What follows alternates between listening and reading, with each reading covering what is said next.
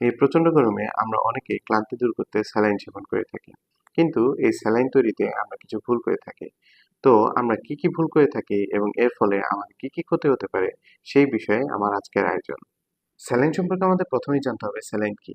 Saline হচ্ছে বিভিন্ন খনিজ উপাদান সমৃদ্ধ লবণ। মনে রাখা ভালো যে স্যালাইন কিন্তু ডায়রিয়া বন্ধ করে না। কিন্তু ডায়রিয়ার ফলে শরীরে যে খনিজ লবণ এবং পানি শূন্যতার সৃষ্টি হয় সেটিই ঘাটতি পূরণ করে থাকে মাত্র। আর ডায়রিয়াতে মৃত্যুর প্রধান কারণই হচ্ছে এই পানি শূন্যতা এবং খনিজ লবণ ঘাটতি। এবং স্যালাইন খুব সুন্দরভাবে এই খনিজ লবণ এবং পানি শূন্যতা দূর করে থাকে। তাই ডায়রিয়ার মধ্যে বা ডায়রিয়ার মাঝে স্যালাইন সেবন করা হচ্ছে সবচেয়ে ভালো একটি চিকিৎসা পদ্ধতি। এখন কথা বলবো ভিডিওর সবচেয়ে গুরুত্বপূর্ণ একটি অংশ নিয়ে, আর সেটি হচ্ছে স্যালাইন তৈরিতে ভুল।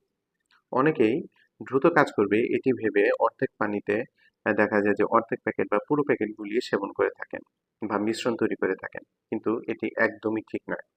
সাধারণত স্যালাইন তৈরি 6 ঘন্টার মধ্যে সেবন করা ভালো এবং 12 ঘন্টা পর কোনোভাবেই স্যালাইন ওই তৈরিকৃত স্যালাইন সেবন করা যাবে না।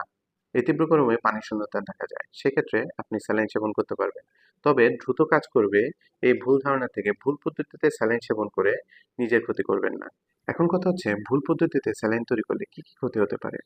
প্রথমত, অল্প পানিতে স্যালাইন তৈরি করলে দ্রবণে খনিজ লবণের মাত্রা বেড়ে যায় বা ঠিক থাকে না, এবং এটি শরীরের রক্তের যে ঘনত্ব আছে সেটির উপরও বিরূপ প্রতিক্রিয়া করতে পারে, যার ফলে শরীরের কোষ থেকে এটি পানি শোষণ করে থাকে, বিশেষ করে মস্তিষ্কের কোষ থেকে এটি পানি শোষণ করে থাকে, যার ফলে মৃত্যু পর্যন্ত হতে পারে এবং শিশুদের ক্ষেত্রে এটি খিঁচুনি সৃষ্টি করতে পারে।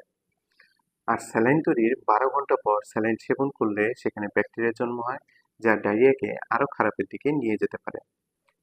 আরেকটি বিষয় হলো ডায়াবেটিক্স এবং উচ্চ রক্তচাপ যাদের আছে তারা স্যালাইন সেবন করতে পারবে না। এটিও সম্পূর্ণ একটি ভুল ধারণা। পানি শূন্যতা রোধে, অর্থাৎ যাদের পানি শূন্যতা হয়েছে, যে সমস্ত ডায়াবেটিক্স এবং উচ্চ রক্তচাপ রোগীর পানি শূন্যতা হয়েছে, পানি শূন্যতা রোধে তারাও স্যালাইন সেবন করতে পারবে। তাই ভুল পদ্ধতিতে স্যালাইন তৈরি করে বা স্যালাইন সেবন করে নিজের জীবন ঝুঁকি না বাড়িয়ে সঠিক পদ্ধতিতে স্যালাইন সেবন করি এবং নিজের জীবনকে সুরক্ষিত রাখি। ধন্যবাদ।